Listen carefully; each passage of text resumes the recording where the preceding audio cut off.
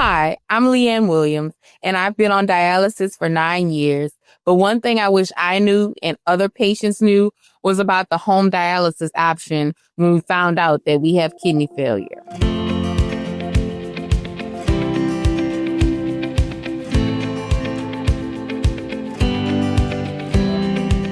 Hello, I'm Tamara Ruggiero. And I'm Mike Spigler. And welcome to the Kidney Collective, a podcast series that gives voice to what it's really like to live with kidney disease. In each episode of this limited series, we'll talk to a member of the kidney community about their experience, including what they wish they had known before their journey began. Join us for a personal look at what life is like in the Kidney Collective and come away with information and inspiration to help you know how to take charge of your kidney health. Our guest today is Leigh-Ann Williams. Leigh-Ann Williams is an AKF ambassador from New Orleans who lives with kidney failure and is on home dialysis. She's an active advocate for the kidney community as an ambassador and a kidney health coach, and she was honored for her great work with AKF as the 2021 Hero of Hope. Leigh-Ann was diagnosed with a rare kidney disease called FSGS in 2012, and she suffered acute kidney failure in 2016, which is when she began her dialysis journey. She spent 16 months doing in-center dialysis before transitioning to home dialysis. But she has not allowed dialysis to slow her down, and she's a shining example of living her personal mantra, "These kidneys won't hold me back." Welcome, Leigh-Ann. Thank you. Happy to be here. So, Leigh-Ann, what is something you've done while on dialysis that people wouldn't believe you could do? So there are so many things. First, and I think the one that I'm absolutely most proud of is the opportunity to earn 2 master's degrees. So, when I started dialysis, I was 1 month before I finished my undergraduate program. And, you could imagine that was definitely a change. It changed everything for me. But that fall, I started an online master's program. By the time I completed that program, I had transitioned to home dialysis. And so I was able to go back brick and mortar to an on-campus university and obtain my second master's in public health with a concentration in epidemiology. So while being on dialysis, being able to earn 2 advanced degrees. But also, I think just the sheer amount of traveling, you mentioned the 16 months of dialysis that I did in center. To note was during that 16-month period, I actually did dialysis at 19 different dialysis clinics. And that was due to me being an international officer in my sorority. I was the 3rd vice president of my sorority, and it required extensive travel. I think somewhere that year I had 26 flights. So 26 weekends out of the year I was traveling. And so 19 different dialysis clinics, when there's some dialysis patients that will never go to a dialysis, that'll do a dialysis treatment anywhere besides their home clinic. That is really impressive. I mean, that's one of the benefits of home dialysis, man, it has more freedom. But to do that in center is really impressive. And I'm sure it took a lot of coordination to do. Yes. Go back in time to when that first happened. When you were first diagnosed, what did you know about kidneys overall? Like, what was it like getting that diagnosis and hearing that from the doctor that you needed to start dialysis? So, my journey really started in 2012, and I had this instance of acute kidney failure when I was still really young in college. And the first time I had no understanding. I remember, telling the doctors, well, my kidneys, I'm urinating, so my kidneys are working just fine. I don't know what you mean by, acute kidney failure. So just the shock of it all that, someone at my age could, be experiencing kidney failure, and then having to start dialysis. And I did do a few treatments, and my kidneys started to work again. So in 2016, when I started dialysis again, this time, when they had, truly failed, I at least had that experience in 2012. So I knew what dialysis was. I knew kind of what to expect with the treatments. So it wasn't completely brand new for me. It just was the realization of that this was going to be long term this time. It wasn't going to just be 4 treatments and the kidneys were going to kick back and I would get my life back. So I think that was the biggest change for me. Yeah, and I think it's important what you just said, because I think it's good for the audience to know kind of about acute kidney injury, acute kind of dialysis. And for those of you maybe hearing that for the first time, that can happen for a lot of different reasons, like infections, toxins, It happened very often during actually the COVID pandemic that lots of people needed dialysis because of just the infection that people happened. And a lot of times you can bounce back from that and recover your kidney function a little bit temporarily, but a lot of times there's damage that's done in that process. And I think it's important for people to know that even when you hear the doctor say AKI or acute kidney injury, it's definitely something to look out for. And, I think you're a good example of that. What were the symptoms you experienced, Leigh-Ann, when you first went to the doctor for this? So in 2012 or in 2016, we got the chronic kidney disease diagnosis. I would say 2012. So in 2012, it was the infection. To Mike's point, I had an infection on my side. I had went to the on-campus infirmary and they said, we think you should go to the ER and get that cleaned out, and then come back to us and we'll be able to help you better. So I just went for what I thought was an infection on my side, little abscess, and through the testing, blood work, and everything was how they came back and said, you're experiencing kidney failure. Mm-hmm. And then in 2016 is when you experienced. So then take us through 2016. Like, what were the symptoms that you had at that time? Yep. I'm being a kidney patient advocate. I'm always, telling people about chronic kidney disease being the silent killer, because it truly is. When you look back, you can relate so many symptoms. But one of the things that, I'll say was fatigue. I was tired, but also I was 1 month before I was about to graduate. So I also wasn't sleeping. So, you just related all of the symptoms to other things. I had a headache. I remember I was, again, traveling because I was campaigning for that position I ultimately won. And I remember giving a speech, and, I had been in my sorority a few years now. And some of my sorority members were like, Leigh-Ann, you just aren't yourself. And I didn't feel myself. I couldn't really pinpoint. I wasn't sick, like with a cold. My stomach wasn't necessarily hurting. I just didn't feel well. And so that, for me, shared this. I had an instance of getting sick, physically ill for no reason. And to me, that was alarming. And so having someone say, you just aren't yourself, and then to be getting physically unwell for, no reason, didn't eat anything bad or something like that. When I came back from that trip, I told my mom, I said, I was in Kentucky, and I said, Mom, I think I'm going to go to the ER when I get back to Monroe, which is where I did my undergrad program. And sure enough, we left Kentucky. I got back to campus, went straight to the ER, and my mom was actually supposed to be going back to New Orleans, and it's like divine that she didn't go back. She drove to Monroe, just, worried and concerned. And that was when we actually, got the diagnosis that the kidneys had, completely failed, and I would need to start dialysis immediately right there, in the ER. Yeah.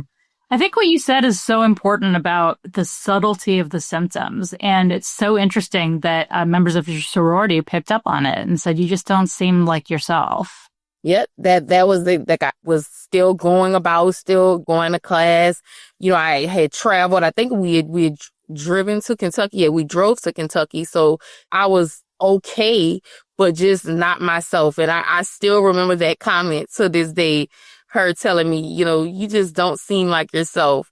And that really was what did it for me in terms of saying, maybe I really do need to, when I get back, see what's going on, because I haven't been feeling well. I have been being sick, and, there's no reason for it. Leigh-Ann, thinking about like when you first went into the in-center the first time, I mean, there's so many people. First off, a lot of people have exactly what happened to you. You kind of crash into dialysis with not a lot of warning. Sometimes when you have a slower decline, I've talked to lots of patients when there's been time, your home dialysis options are considered. But for a lot of patients, it's hard to get out of in-center and get onto home. So how did you become aware of home dialysis? How did that conversation happen? I mean, you're such an inspiring story, but this is just another example of it. How did you get to home dialysis from being an in-center? Yeah, so actually back in 2012, when I first was diagnosed with acute, because of my insurance, even though I was in college, I actually had to get brought home via ambulance. It was about 4.5-hour ride because my insurance was still under my mom, and their hospital wouldn't pay for me to have any type of care. So I came home, and my nephrologist that was here, she mentioned home dialysis, but she told me it would be like 8 hours a night. And, I think I was maybe a sophomore in college. And so I was like, ma'am, I'm not sleeping 8 hours a night. There's no way that I can do dialysis for 8 hours a day. And so it kind of just, brushed it off, put it to the back. And so in 2016, of course, I crashed. And so, of course, I ended up in center, no other options. And just in center, they had advocates that would come to our center and talk about home dialysis. And so for me, of course, I had been doing a lot of traveling anyway. So I was definitely interested in hearing more about it because being in center definitely had me on such a strict schedule of days I had dialysis, and then my other days were pretty much recovery days of, getting back because I did late shift dialysis. So I got off dialysis about 6:37. So my days were done after that. And then, I would spend the next day recovering or doing whatever I needed to do. And so they just came out. And for me, one of the things that I had wanted to do before as a graduation gift, was to go on a cruise. And so I asked the advocates that came out, would I be able to go on a cruise if I do home dialysis? And they were absolutely.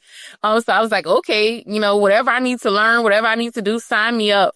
They talked about, lesser fluid restrictions, which, was a plus for me. Shorter treatment times, which is a plus for me because, I was doing dialysis and it was, a pretty significant amount of time. But my neighbor, Mr. Wayne was doing 6.5 hours. That he was spending every 3 days a week of shift with the staff. And so having the opportunity to go home and to do shorter dialysis treatments, more frequent dialysis treatments, but just having that ability to travel more freely was really what piqued my interest in home dialysis. That makes a lot of sense. I wanted to ask you a little bit before we talk more about home dialysis. I think what you talked about with regard to the recovery days is so important for people to understand. My dad was on dialysis in center, and this was when I was a kid, but I have his journals from that time, and he writes a lot about how on his days not on dialysis, when he's recovering, how terrible he felt on so many days and how just wrecked he was. Can you talk a little bit about that? Because that's something we're trying to make the public more aware of, that dialysis is not just, you go 3 times a week to the in-center and then you're fine on the other days. It's really a continuous process of treatment and recovery. Yes, it was, just like I said, so my dialysis time was about 1:15. So there was only so much I could do on those days because I had to be at dialysis at 1. And then, my treatments ended by the time, we finished everything. It was about 6:30 p.m. And I was completely washed out, completely tired. I would go home. Most of those days I didn't eat dinner. I just was so tired. I just wanted to go to bed. And so I would, lay down at 6:30 p.m., 7 o'clock. I'm asleep until the next day. And so that next day was spent just kind of getting back to myself, kind of just trying to feel normal, relaxing as much as possible, blood pressure kind of, elevating back, coming back to normal levels, and just feeling like myself. So usually around, so I was Monday, Wednesday, Friday. So, on Tuesday, Thursday, Saturday, around midday or so afternoon, I'm finally back feeling like myself. But then now you're basically in prep mode for Wednesday's dialysis. So obviously, just how you felt, right? It was worse and in center, the kind of the structured, the kind of flexibility on the structured timing, the ability to travel.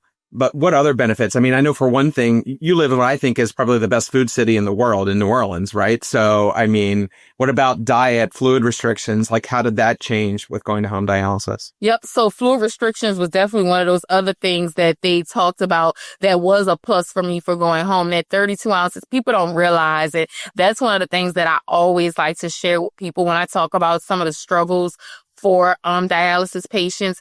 I like to share, 4 8-ounce cups of water is all we can have all day. And you don't realize how much you consume or how much you drink, even if it is just water, until you have that restriction. And so for me, that was one of my hardest things I had to deal with, is because you're doing dialysis, you're drying your body out, you have this thirst, and you're so restricted on the amount of fluids you can drink because it has adverse effects. I mean, you can drink, there's nobody stopping you, knocking, the drink out of your hand, but it has adverse effects. And, not even just people don't realize this, but, I like to share this as well. It's any liquid. Soup. You can't have, soup at a meal. If you have soup at a meal, you really are, limiting your fluids. Sauces on, soups and salads and everything. Anything that's a liquid at room temperatures, what they tell you is considered a fluid. And so you don't realize as well how many things, especially here in New Orleans, they love a gravy. And so it's like, they want to put a gravy or a sauce with everything, but all of those things are considered fluids and contribute to that 32 ounces that you're supposed to have a day. And so you don't want to go into overload, because then that makes your dialysis treatment even rougher, trying to remove that fluid. It's something with a lot of sodium in it. Now it's messing with your blood pressure. So now, you've exceeded the amount of fluid you're supposed to have, and now you have a challenging dialysis treatment. So now, you're feeling bad for more days. So, it all works together.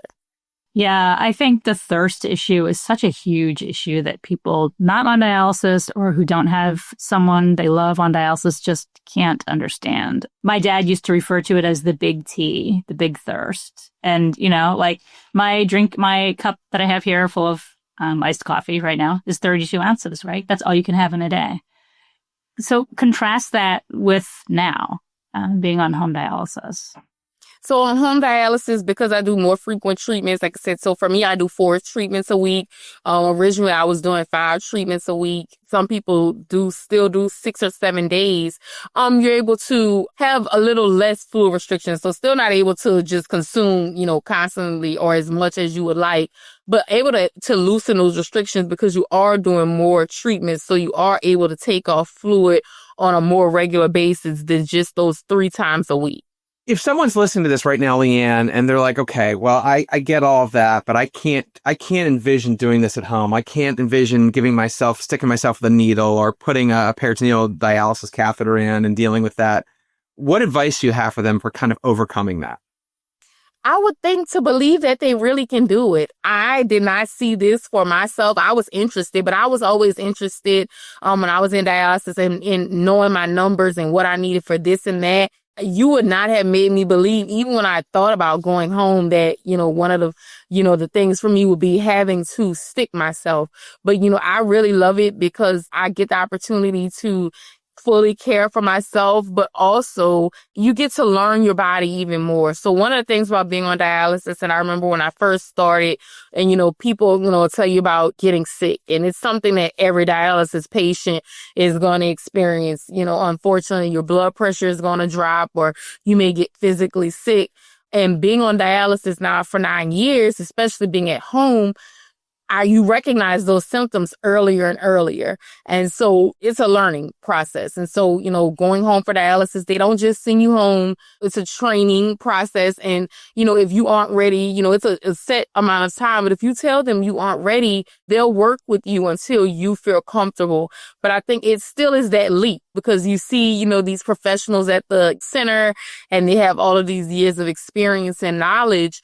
But, you learn, and, like I like to say, nobody knows you better than you, ultimately. And so you know what's best for you, and they're going to teach you what you need to know to handle the machine. So just trusting yourself that you know what's best for you would be my advice to someone that's nervous. Like, you can do it.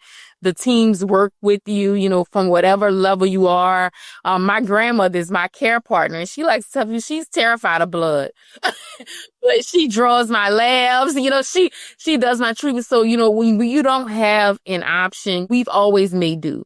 And we do it every day. We make do with what we have, and you can do it. It may be nerve-wracking. You may be uncertain, but you get comfortable. I'm 8 years into home, and we still have issues. Sometimes things happen. I'm like, this is the first time that's happened. So, it's inevitable. But those same things can happen in a dialysis center as well. Yeah. And, for some of those challenges you talked about, AKF has a dialysis at home online event that we do every fall. And, we have archive of sessions of those on our YouTube channel. It's coming up again this fall. But a lot of those things you talked about and how to overcoming and really kind of even showing what some of those practices look like are on those. And I would suggest that anyone listening to this maybe check that out if you're considering home dialysis. Leigh-Ann, who was the first person who talked to you about home dialysis, and when did that happen?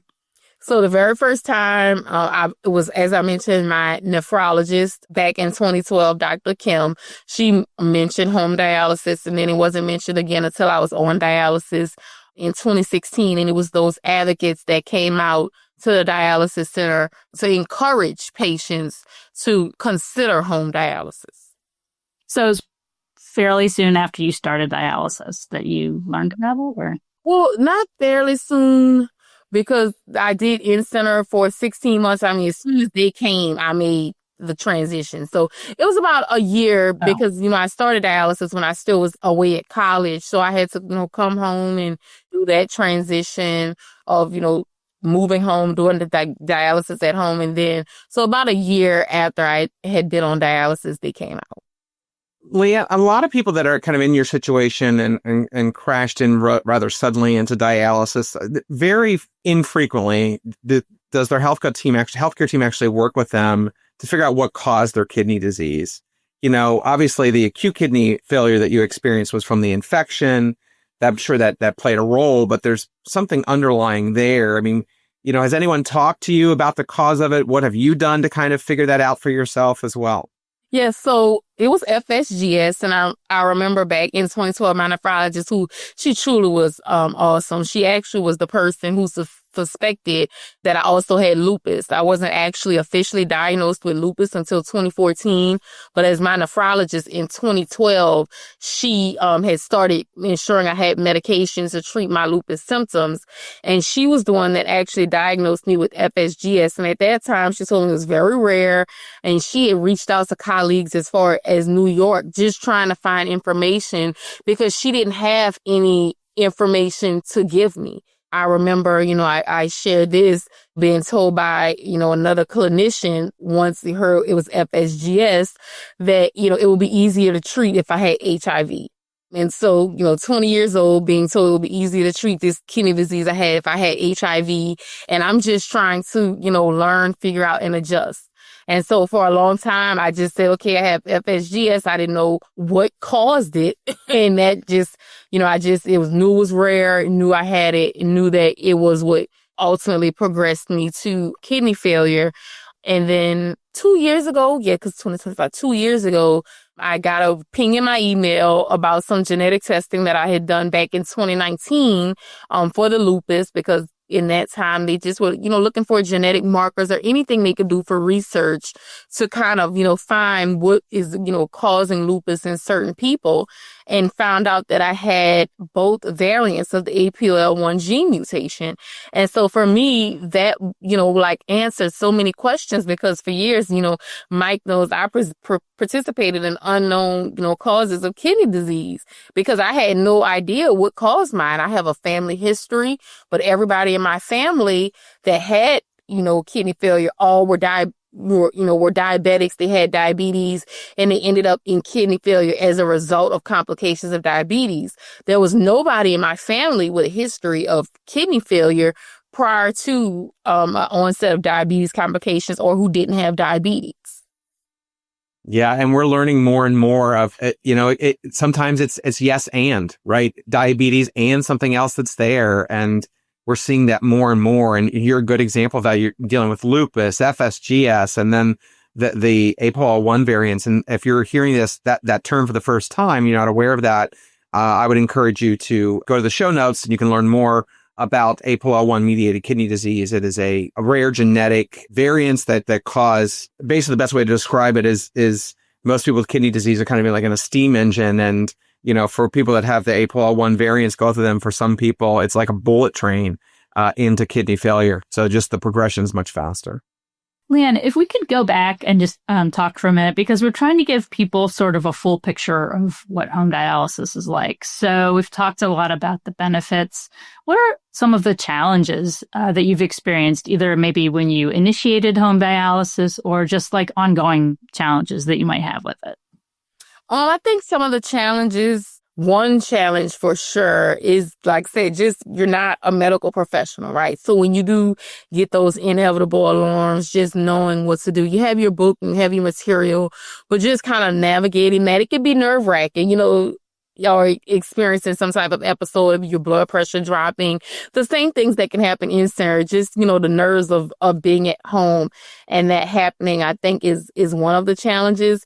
But also one of the biggest challenges that many people face, and, I'm blessed that it isn't my struggle, is just, it's a lot of supplies and a lot of space. So, I'm blessed that I have a dialysis room. I have a room it has its own closet. So it has my medical supplies, just my machine, my TV. So, it's completely disconnected from everything in the house. Some patients have to have it in their bedrooms. And so, it's like that constant reminder of being on dialysis, even when you're in your bedroom. Or some people have it, have to have it in their living room. And so, you have company over and, you have to limit who can come over because you have your machine set up here. So having the luxury, but that can be, a challenge for some people, is the space to do home dialysis, and then also the supplies. So they're working and, trying to do more things, because it can be a hindrance to some, because, they want to ship you all of these supplies, but people don't have a place to put a month's worth of supplies or 2 months worth of supplies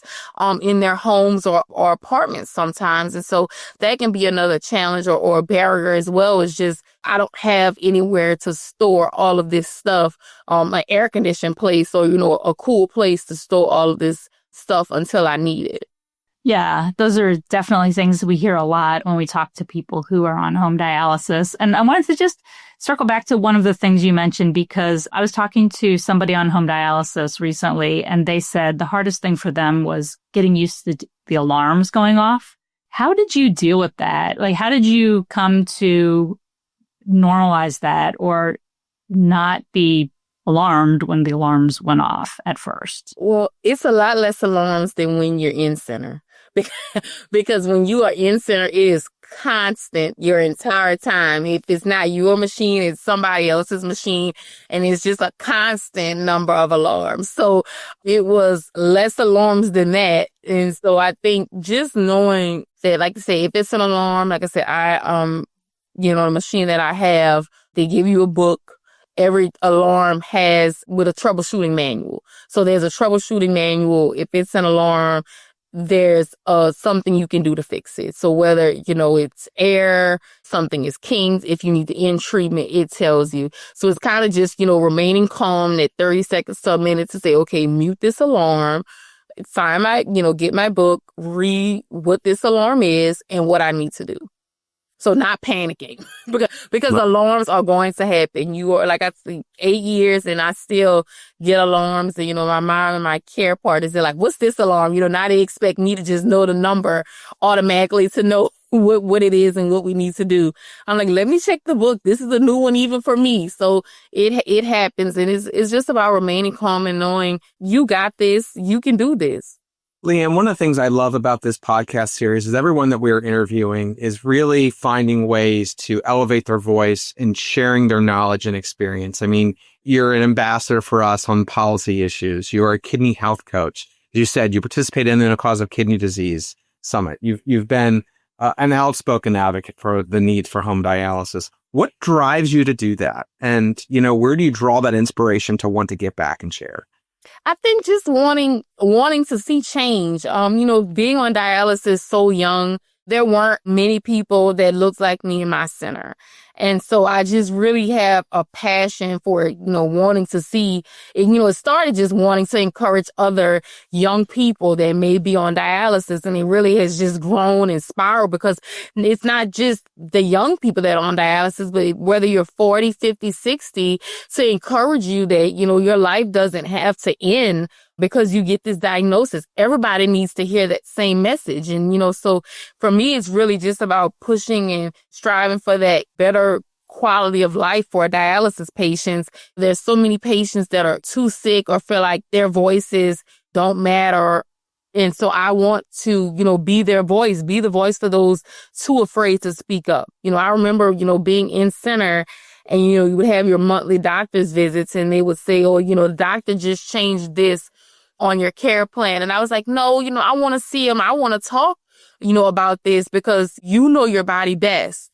And so just wanting to encourage others to be aware of what's going on with their body, to be involved in their kidney health, their overall health, and just hopefully one day have a better quality of life, a better experience for people that, end up on dialysis or have kidney disease, in the next generation or, 5 generations from now, that their life may not even be impacted or changed the way it is for us today. It's amazing. Leigh-Ann, any final thoughts you want to share before we wrap up? I'm just thankful for the opportunity to share a little bit of my story. I want to encourage anyone thinking about home dialysis to definitely reach out and, learn more. There's information available out there. I want to encourage them that you can definitely do it. I had, no medical background. My family, my care partners that work with me have no, medical background. We are no different. I am no different than any other dialysis patient. I just was willing to want to do something that would give me increased flexibility. And, I've taken my machine to the Bahamas. I've taken it to the Hawaii. I'm hoping to go on that cruise. I talked about, and, just that freedom to do as much as I can to still, live my life as close to, a 32-year-old as possible, is what I strive for. Amazing. I want to thank you again, Leigh-Ann, for sharing your story and advice today. I want to thank our listeners for joining for this episode of The Kidney Collective. To find out more about the topics we discussed in this episode or to access resources to learn more about kidney disease, go to the episode show notes on your podcast listening platform. I thought that conversation with Leigh-Ann was so interesting and so inspiring. The things that she's accomplished while on dialysis are really incredible. 2 master's degrees while on dialysis. Yeah, and the amount of travel that she's done. I mean, I think really what she shared about how home dialysis really gives you that opportunity, although she didn't even wait for home dialysis. Even an in-center, she was telling us, she did a lot of traveling, but that freedom that you get with home dialysis to be able to do things once you get over that learning curve, of course, but being able to travel different states and go on cruises and things that she's done, I mean, really, she's a testament to not letting your kidney disease become really how your life is defined. And I think that was really inspiring. Absolutely. And I really appreciated how she gave a candid view into what it's really like to do home dialysis, because we know that a lot of people are concerned about what would it be like for them. And I think her story helped to illuminate a lot of the questions that people might have about it. Totally. I mean, she's such a good advocate for an ambassador for the community. I think her message of don't wait for change to happen in the community, really be the change in the kidney community is something in the type of leadership that we all need to take forward. So I'm hoping people feel inspired by what she's accomplished and will take some of this to heart as they move forward in managing their own kidney disease. Absolutely. Well, again, thanks to Leigh-Ann for joining us, and hope everybody enjoyed that episode, and we'll see you soon. To find out more about the topics we discussed in this episode, or to access resources to learn more about kidney disease, go to the episode show notes on your podcast listening platform, or go to kidneyfund.org/podcast. And if you haven't already, be sure to subscribe or follow the Kidney Collective wherever you listen to podcasts, and leave us a like or review to help us reach more members of the kidney community. You can also follow AKF on all major social media platforms, including Facebook, Instagram, TikTok, Blue Sky, LinkedIn, YouTube, Twitter, X, or whatever comes next. Join us next time. Remember that even in the toughest moments, there's hope ahead, and the Kidney Collective and AKF are here for you now.